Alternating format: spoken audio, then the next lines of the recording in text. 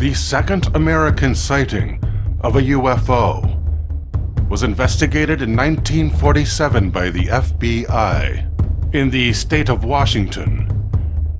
A harbor patrolman on Puget Sound reported over Maury Island 6 objects in the sky shaped like doughnuts.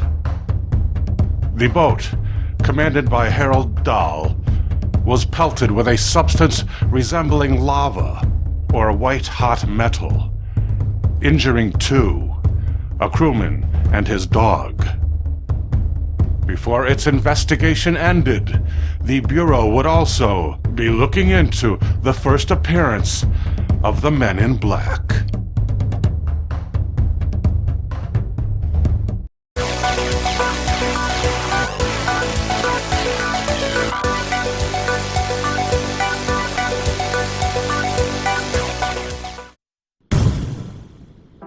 The morning after the sighting, Harold Dahl was visited by a stranger wearing a black suit who offered to buy him breakfast. They drove to a restaurant. Dahl was in his own car. The other man was driving a black, shiny Buick.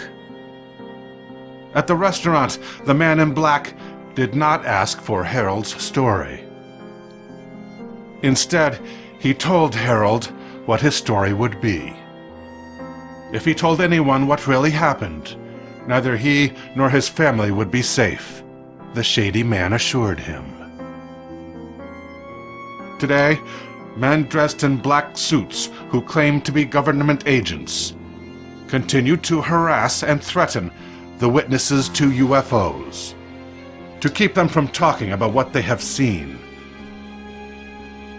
The men in black may be aliens themselves. Niagara Falls is shared by 2 countries. Facing each other from opposite sides of the Niagara are 2 cities, both of whose economies are built on tourism. One is in the US, the other is in Canada. On the Canadian side of the falls, one night in 2008, at a Sheraton hotel, the hotel manager and several employees witnessed a dark triangular craft. It was flying silently and slowly over the Niagara River, heading in the direction of the hotel. The UFO emitted a beam of white light, illuminating the water below. Suddenly, the ethereal searchlight swung up.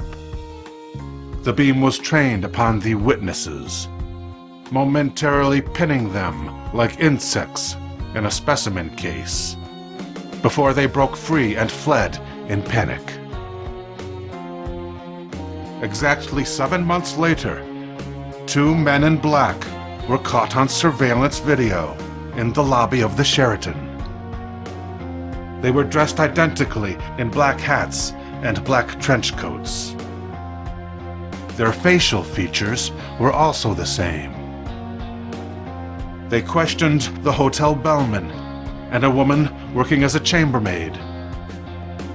The woman remembered they had no eyebrows, no facial hair of any kind. Their eyes were oddly large and blue, and they never blinked an eyelid, not even once.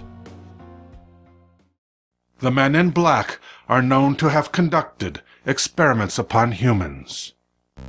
The most popular computer games in 1981 were still confined to brightly painted arcade game cabinets, for which one paid $0.25 for a single play. A new game by the name of Polybius appeared at several arcades in Portland, Oregon. It was a digital acid trip, and it was popular, to the point of addiction. Lines formed to use the machines. Fights would break out over who would get to play next. Polybius was copyrighted by Zennislution, a company name that translates from the German as sensory wipe. Soon the avid players contracted a variety of unpleasant side effects, including photosensitive epilepsy, motion sickness, and vertigo. Hallucinations were reported, as well as amnesia. The owners of the arcades did start complaining to the distributor of the game when men in black began showing up on a weekly basis, taking down the names of those holding the high scores on Polybius, and opening the cabinet to access recorded data. The game was using raster graphics to send subliminal messages to the players, who became the unwitting subjects of an otherworldly experiment. After 4 weeks of data collection, more men in black suits arrived with hand carts and removed all the machines. The men in black are also assassins.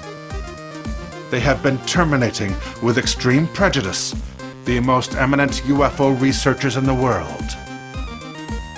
In 2016, they eliminated Max Spears, the paranormal whistleblower who was part of a secret government project to produce a super soldier. Even as early as 1947, the year it all began, there was an attempt on the life of the pilot and UFO witness, Kenneth Arnold. After being forced to make an emergency landing, he examined his Calair mountain plane. He discovered the fuel valve had been shut off.